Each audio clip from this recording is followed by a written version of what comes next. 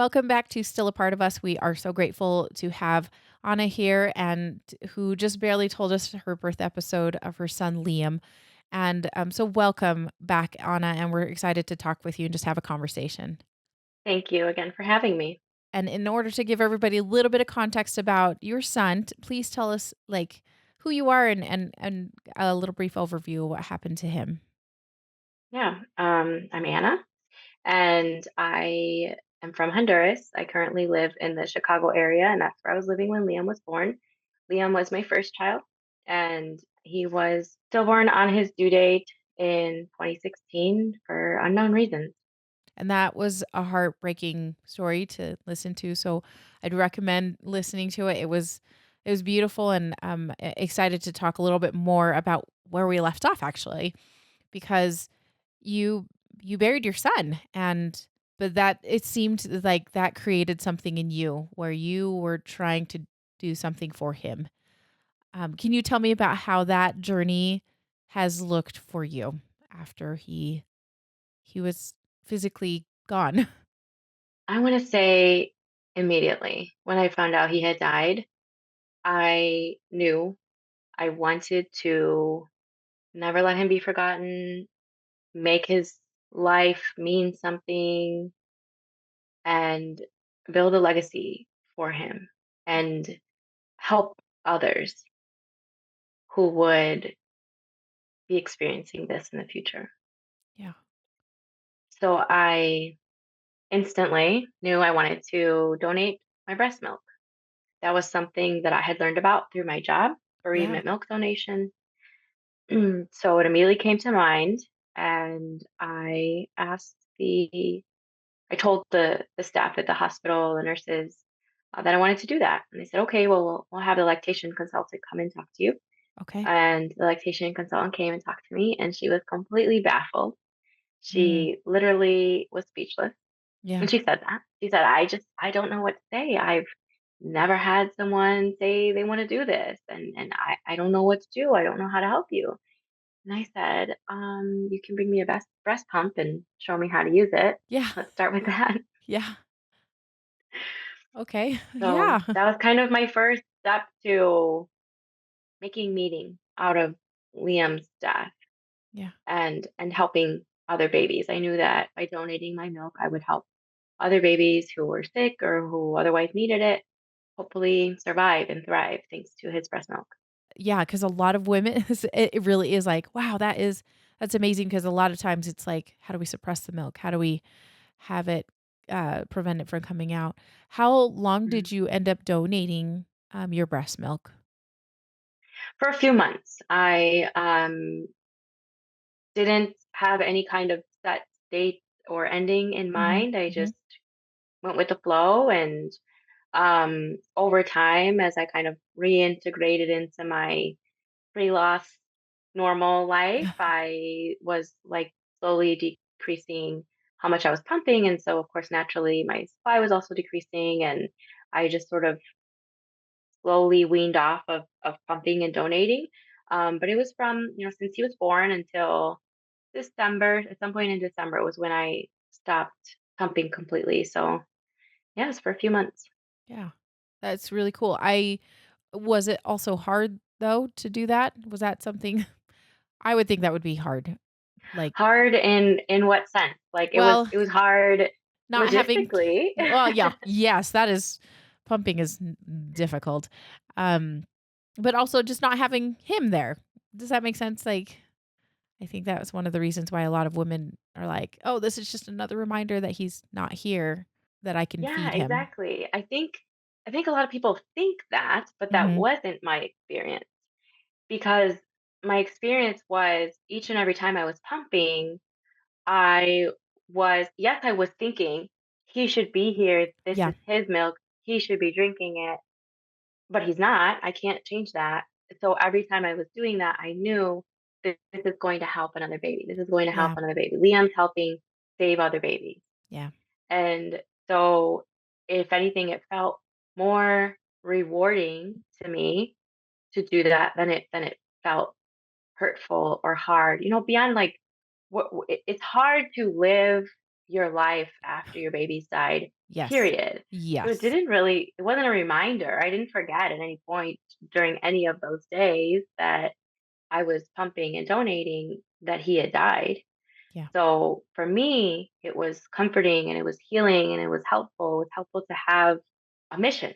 I had to pump every so often. I Yeah. had to monitor what I was drinking, what I was eating, what medications I was taking. I had to carefully store the milk in a certain way. I was an approved milk bank donor, so they're very strict on their criteria Yes. for being able to use that milk for other babies. Yeah. Um, so it gave me like actual like something to do that was very important, and so I had to like follow all these guidelines and things. And sometimes I would just sit there and like reorganize the milk in the freezer or like recount how many ounces, just it gave me something to do that was Yes. very Yes. meaningful. Yeah. And it gave me a reason to take time to myself to go sit in a room and pump. It gave me an excuse to get out of a situation I was in that maybe I didn't want to be in. I gotta go pump. I'm gonna go to the other That is room and pump. that's great. Um, it it gave me, time when I was out and about to say I need a place to pump. And I remember I was at a museum one time and they said, "Well, we don't have a space." I said, "Well, find me a space or I'll sit right here on the floor and pump in your hallway because there's an outlet right here." Yeah. So, and then they opened up a room for me to go into. I was Oh, like, "Oh, good. okay." So, it gave me a lot more than it was like hurtful or sad outside of the regular sadness and hurt I was feeling Yep. anyways. Yeah. And I Eh think that's what a lot of the people who are guiding us in those early days think, oh, the suppress, suppress, suppress. That's kind of like the default yes. recommendation or mentality because we live in a culture of let's forget about the baby, period. So let's try Yeah. to eliminate any type of reminder that a baby ever existed in your body. Yeah. So, yes, let's suppress the milk. Let's hide all the baby things. Yes, let's just erase it all. And in fact, something like pumping and donating your breast milk gives you a lot of purpose and meaning and healing. Yeah. And it's very fulfilling, especially to know you're literally helping to save other babies in your baby's memory. Yeah. And that is really beautiful. And it's so I am like, "Oh, yeah, we do a lot of things to hide the baby or hide the memory or not mention the baby." And, that's why we have this podcast, but I was like, "Oh gosh, there was a lot of things." You're right. That we do in order to make it a forgotten event, right? Something that gets swept under the rug, if that makes any sense. Just kind of like, Hmm. nobody, we don't want to bring that up. Oh yeah, that's something to think about today. Now, Anna, so after you weaned yourself off of that, I mean, it sounds like you've had a bit of a journey. So tell me what happened next after that helped you continue healing. Yeah, so that was kind of the start into my journey of Liam's legacy and making change in his memory and improving the lives of other babies because he's not here to live his. And so simultaneously as I'm doing, donating his breast milk, I start doing other small acts of kindness in his memory. And so whether that was where you can go to a restaurant and pay $1 to write their name on something, and Yeah, then yeah. we feel good just because we get to see their name posted up on some board somewhere. Or I started giving away some of his things, Mhm. and there were some things that were much easier to give away than others. Like a lot of his things I've kept to this day because they have a lot of sentimental value for me, Mhm. and I also kept a lot of things thinking of a future baby. Yeah. Um, but like his diapers, I started giving away his diapers and wipes and small things like that, and always with the thought of other babies who aren't welcomed into the same type of environment necessarily as I had prepared for Liam. Yeah. And I always thought about how I was very well positioned to have like the best possible outcome. I had the right education, the right job. I had OB nurses and doctors who were my colleagues, who I worked Yeah. with every day.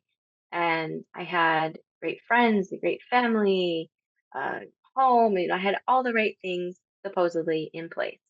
And I had all the things. I had the 3 baby showers. I had Yep. everything I needed for Liam. And then, what, it actually really hit me when just a couple of weeks after Liam was born, there was a baby that was abandoned, a newborn baby that was abandoned in Oh. a field Oh. near where I lived. And it was devastating to me to think like that family was so desperate, whatever they had going, they were Yes. so desperate that they couldn't think of anything else to do than leave this baby in the field Yes. for whatever reason, whatever was going Right. on with them. And to think like, wow, Liam was going to be welcomed into to my life and be so loved and cared for and have all the things he needed, material and otherwise. And then there are babies who are being born into this world in a completely opposite situation. So I just Yes. wanted to make that better for other babies, Yeah. and help other families with their babies. And so that has kind of been my continued mission over the years, and how I've learned to carry out my motherhood with Liam. I feel like I knew some things instinctively, innately, like we don't lose our maternal instincts Mhm. even when the baby's not here. Like it doesn't go Yes. away, just like our physical symptoms of being pregnant for 40 weeks don't go away. Yeah. It takes time and healing physically, emotionally, mentally. And I think that the process of grief is a lifelong journey, especially when it comes to child loss, infant loss, baby loss. Um, and what I believe is the best way to cope with that or manage that grief to heal in the best way possible. Maybe not the best way possible, but in a positive Yeah. way, Yeah.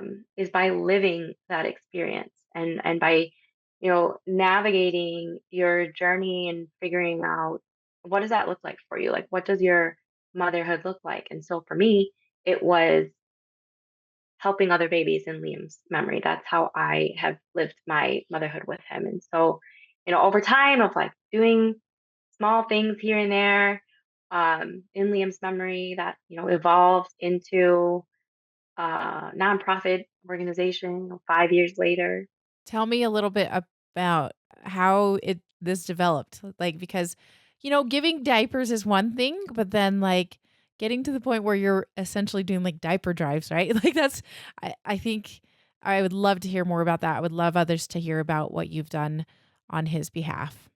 Yeah, and so just as like I started out with donating his breast milk right away, like that was the thing Yes. I started doing, and then I started doing other small things here and there. For the holidays, I celebrate Christmas, and so what I would do was like, well, Liam's not here to buy him all the Christmas presents, so if he were here, I would have been spending that money on him. So I'm going to like basically sponsor another child who would be his age. Yes. So doing that, and then as that sort of doing things in his memory is building up, and I'm doing more and more in that regard. I'm also doing more in the bereavement space, Mm, in the grief space of things. And so I think because of where I worked more than anything, mhm. all of a sudden now I'm getting, I live this experience, and now people are referring other people to me. Like, oh, Oh, you just lived this experience. Well, you know what? My friend just went through that, or my friend's friend, or even in my job it was referrals from people that I worked with, like, oh, you went through this experience, well, I have this patient. And oftentimes it was Spanish speaking patients mhm. who there are very limited resources in the United Yes. States for Spanish speakers who experience a pregnancy or infant loss. So it was, well, could you talk to them, they just need someone to talk to. And so that was always the referral was, this person needs someone to talk to. And so it was literally within days of me having Liam and being asked to support other people, Wow. which in retrospect, I'm like blown away by that. I'm like, I was in no position to provide Yeah. support or any type of coaching or guiding for Mhm. anyone else. I'm fresh too, and I'm trying to figure this out myself. But I think because of not only my job and that sort of knowledge and education that I had, but Right. also my past history with Mhm. navigating trauma made me sort of uniquely positioned to be able to do that, even though I Yeah. was so fresh in my loss.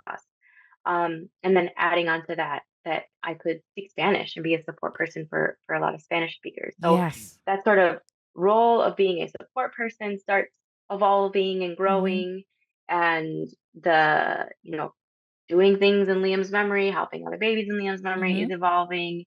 And what we say really became the start of Gifts from Liam as an organization was for his first birthday, when I was trying to figure out how I was going to celebrate or honor a birthday for a baby who isn't here. Yes. And I started doing my Google research on how to do that, Mhm. and diving into Facebook groups and social media, like how other people have done that, and Yeah. somehow ended up learning through that process about the diaper gap and diaper need, which at the time referred to the fact that 1 in 3 families couldn't afford enough diapers for their babies. And that once again just really shook me, because I was like, I never, the thought of Liam not having enough diapers, like the most essential thing for a Yeah. baby, never crossed my mind. And Yeah. not because I was wealthy, but because I had support. Yeah. The I support had, system.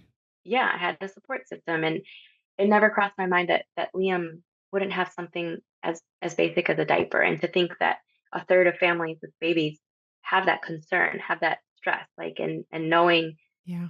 with my background in public health and in perinatal care, like, okay, if people are stressing about diapers, they're not really focusing on what they need to focus on with their Yeah. baby. Mhm. And so I decided to hold a diaper drive for his birthday. That Which was how is we decided to celebrate. so And cool. yes, and then I had no expectations for how that would turn out. I didn't have any goals again or anything, just like with donating breast milk. And we received about 20,000 diapers in that very first diaper drive. Yeah, that was my reaction too. Whoa, that is crazy and awesome.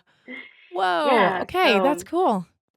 that became a thing. So then I was like, all right, well, I guess we're gonna be having diaper drives Yeah. for Liam's birthday for years to come. And now, his seventh birthday was just last week, and we had another diaper drive. And I, having worked in the nonprofit world, Mhm. was always pushing against making Gifts from Liam a nonprofit Oh, okay. officially. And on many occasions, it was suggested to me, it was kind of put in my path, and I always just said, no, this is just what I'm doing to honor Liam. Yeah. This is my motherhood journey. If Yeah. I make it a nonprofit, then there's just so many other layers that are added to it that are Yeah. going to kind of like take away from the motherhood journey, and kept getting put in my path. And I always say that Liam is the one who kind of guides me in what I do. And there were just so many like series of serendipitous events that happened that really enabled me to make that step into to Really. officially making Gifts from Liam a nonprofit. And so in 2021, Gifts from Liam became a nonprofit. And so just as over time, the things I did as his mom in his memory to help other babies have grown. That has just continued. And after becoming a nonprofit, and just in general becoming more well known and recognized in lost communities, in local communities with families with babies and experiencing diaper need, it's just really grown over time and blossomed and evolved. And I always think of it as like, well, my motherhood journey would have gone through all these changes and evolved if you were here too. And mothering a 7-year-old wouldn't look the same as it did when I was mothering him as a 1-year-old. So Mhm. to me, it's always at the core. It's how I am living my motherhood with Liam. Yeah. I think that is so beautiful to think about ways that you have like, how can I just honor him throughout as he changes, right? Like, in your mind as he grows up, and I'm just like astounded by the number of diapers you probably have had donated over the years. I'm sure it's yeah, it's gotta be a lot of diapers. If you got 20,000 that first year, I think that's amazing. And are you, primarily working on gifts from Liam then? Is that what you generally do on a day-to-day basis, or are you still working at the health department, or I guess you're the maternal Oh, the health. perinatal center? Yes, exactly. No, I actually took an interesting leap from the perinatal center into the ice cream world. Oh, And really? yes, I've always worked in public health, healthcare in different Yeah. capacities. That was always my passion, even from a young age. I wanted to be a doctor because of an accident that I was in. And then when I came to the United States for college and learned about public health, I realized that my passion was more aligned with what the public health field is. And so kind Mhm, of mhm. shifted gears a little bit and was more in public health world. But I was just at a point in my time with the perinatal center where I needed some change, Yeah. and I had a good friend slowly kind of introducing me into his ice cream world, sort of just like assisting with translations and Yeah. attending different meetings to serve as a translator. And then when he decided that he wanted to launch a business, he asked me to partner with him in launching this ice cream equipment sales business. So Wow. I was running an ice cream equipment sales company for a while with my buddy, and it was great and it was fun and it was novel, and I learned lots of new skills. I learned a lot about ice cream and ice cream equipment. And then with COVID, Oh, yeah. that died because we were largely selling to like mom and pop shops, and Yeah. so everybody was shut down. Nobody was buying equipment, and so then I was no longer working there full time, and kind of slowly transitioned away from that. And that enabled me to spend more time on gifts from Liam, because at the same time that COVID's happening and the ice cream business is dying down, diaper need is growing. Completely. And Yes. so it worked out because then I was able to spend more time in Gifts from Liam and helping support that becoming an organization, Yeah. and just doing the work. And then I also had at the time a 2-year old and Yes. whose school had shut down. So I had my 2-year old at home. I'm a single mom. Oh, yes. I'm trying to sell ice cream equipment and run a business and run a nonprofit, which Yes. wasn't yet a full blown nonprofit, but it was too much. So then from ice cream equipment, ended up in the world of medical writing. And so Mm. that is my profession currently, and that's a contract basis. So Yes. when I'm in between contracts, again, it allows me to dedicate more time into Gifts from Liam, which ultimately that's my desire, is to focus exclusively on Gifts from Liam and kind of other related projects and Yes. consultancy things I do, sort of under the umbrella of Gifts from Liam and Loss and helping babies. Yeah. Um, but because it's still a labor of love, I have no choice but to do other jobs too. So Yes. Yes. medical writing is a nice mental break from the heavy work that is involved in Gifts from Liam, but it's also boring. So I appreciate having both my passion and job to pay bills. Yep, I was gonna say, it's a means to the end, it's not the end necessarily. Yeah, That's what I and a say too. mental break from Yes. the heavy Yes. emotional work. Yes, it really is. And we'll post a link about that in the show notes about gifts from Liam, so if you are interested in donating and helping or needing bereavement services, because I know that, that is an option, then please take a look at that. I think that is very worthwhile what you're doing.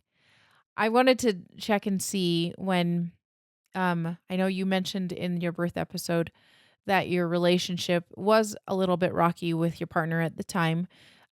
Did that You mentioned it got worse almost because of this loss, and that happens a lot. Did you guys break up shortly after, or did things deteriorate faster because of the loss? It's always something good to be aware of, especially if you're in a relationship, like how we navigate that or not navigate that. So can you tell me a little bit about how your relationship evolved from there? Yeah, earlier on, I felt like we became closer, and I think that's because we were the 2 closest people to Liam. Mhm, mhm, mhm. Um, but as time passed and as we both were grieving in our own ways, which were Yeah, very different, yeah. we grew apart and more tension built, and I'd say the relationship did get worse. At the Mhm. same time, we still stayed together, I think because of that tie to Liam. Yeah. And then we ended up conceiving our second child together 9 months later. And so he is now 5. Yeah. And we separated when he was only 2 months old. Okay. And, was that just a good I mean, I'm not saying it was good, but It was was that good. appropriate? I was gonna say, I was Yeah. like, was it Yeah. good? Was it appropriate? Yeah. Was it fine? Was it hard? It- Because like you said, you're a single mom, so that's a lot of extra added, um, responsibility. yeah, and it was both good and hard, but Yeah. it was the best decision that I could make for me and my baby. Yeah. Okay. And I also wanted to talk about your rainbow baby. Can you tell me the decision to maybe have another baby? How was that decision made, or was that also another surprise to have that baby? That was a decision that I made to not make a decision or not make a plan, Mm, better said, because I felt that I had spent so much time, effort, energy into planning for Liam, yeah. and then it all went out the window. That I thought, well, I don't want to plan to have another baby and try to have another baby and Mhm. go through the emotional turmoil potentially of trying and not being successful, or saying like, because I was advised to not get pregnant for at least 6 months. Realistically, our bodies need much more time than that to Mhm. heal.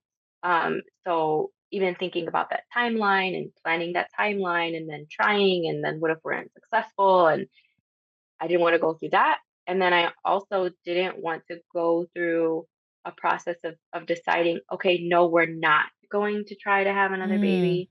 Okay. And then, maybe years later, be trying again and not being able to, and then looking back and potentially being Mm. regretful that we didn't try then. Um, so I ended up saying, I'm not going to plan anything one way or the other, It's gonna and be like whatever this. happens, happens. Okay. And Okay. so 9 months later, I was pregnant. Was that a surprise to you then? Yes and no. Like we weren't preventing pregnancy, and we also weren't actively trying to conceive. Okay. So it wasn't it wasn't a surprise either way. Okay. Um, what I did find difficult in that time was the unknown. It was every month, am I pregnant or not? Mm. And going through that, and then sometimes being like, oh, I think I might be, or and then kind of like waiting for is my am I getting my period or not? Oh, I might be a little bit late. And I got to the point where like I just stopped like tracking too, but I couldn't help but sort of always have that Kinda be feeling mentally of like mhm. I might be pregnant, and then immediately going into the emotions of, well, what if I am? What if I'm not? Am I Yeah. happy that I'm not, or am I sad that I'm not? Am I happy that I am? Am I sad that I am? Yeah. It's all And over so the yeah, place. it was going through that every month, and then once I was pregnant, um, as the whole experience of pregnancy after loss is just about as difficult as the loss itself. Yeah. Was there anything that you did in order to navigate that? I mean, yes, it is I will agree with you. It is like it was one of the worst things or hardest things that I went through because it felt like I was not breathing for 9 months.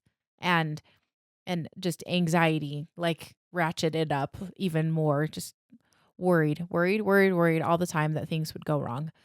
Yeah. And, well, like and especially, I think that when you have a late term loss, right? Like, you were at 40 weeks, I was at 38 weeks. You're like, "Okay, I lost a baby at this point in time, then I can breathe after, once I pass that mile marker or whatever." was like, with a late term loss, you're, like, not breathing for the entire time. So, is there anything that you tried to do or what you tried to be intentional about as with this pregnancy so that you could have a little bit of relief?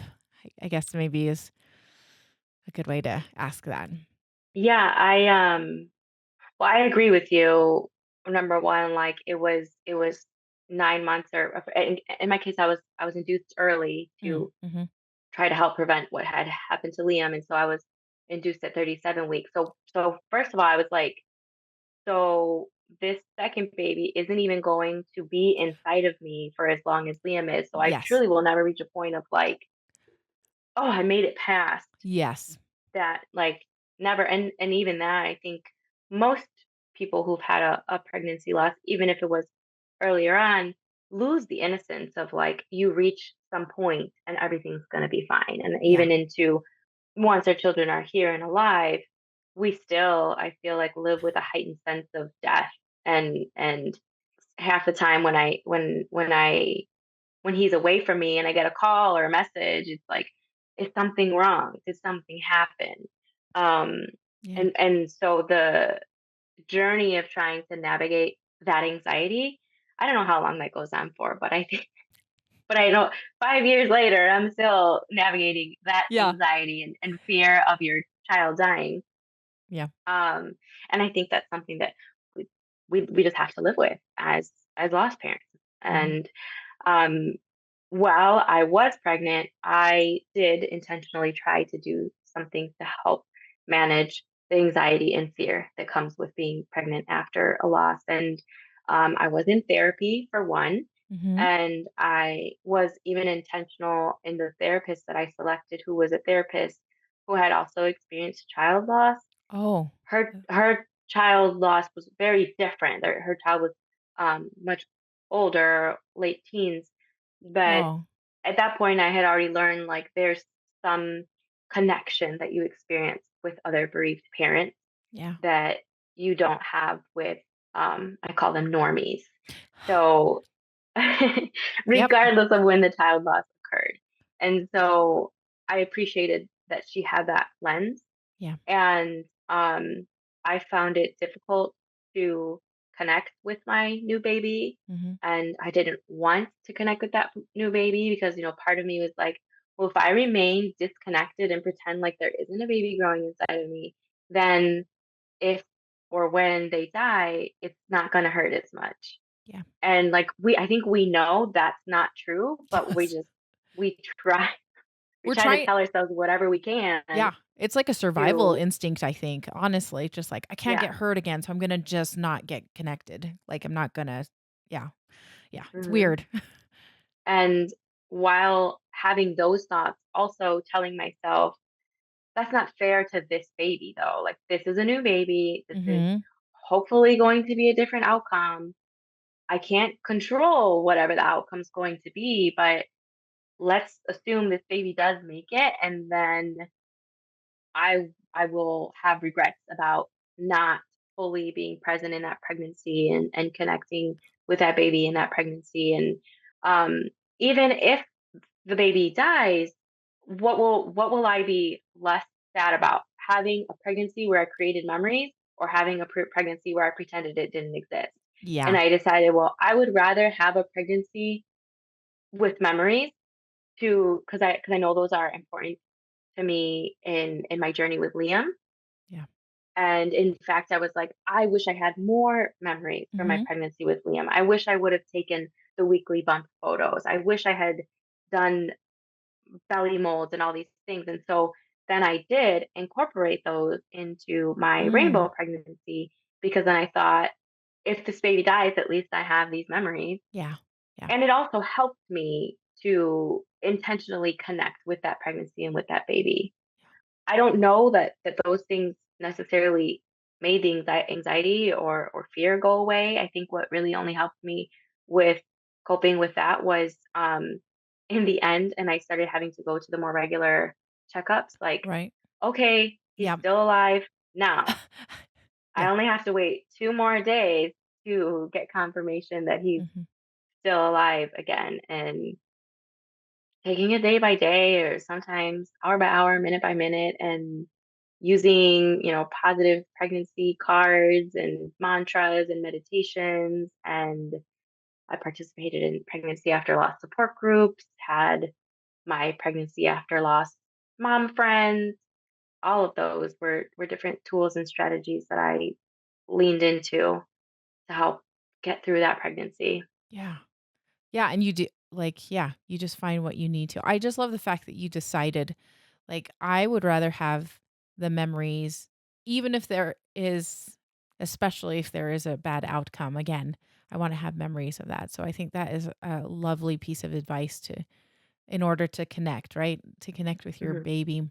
Anna, this has been such a great conversation. I am just like super inspired with your gifts from Liam. I just think that is like it just makes me so happy that like all these little babies are being taken care of because of Liam. And I just am so impressed, and I would encourage all to go check it out. And I know that your day this year's diaper drive has just passed, but I'm sure that you still have opportunities to help and donate when you can. So please check that out. Anna, thank you so much. I really appreciate your time. As we close, is there any last bit of advice that you would like to share with other lost parents that will be navigating this journey too? I would say, especially for those new to this who may be completely foreign to the concept of stillbirth, is that even though your baby was stillborn, you're still a parent. Yeah. And it's really important to learn how to be a parent and parent your child, even though they're not here. Yeah. That's beautiful. Thank you, Anna, again for your time today. Thank you, Winter.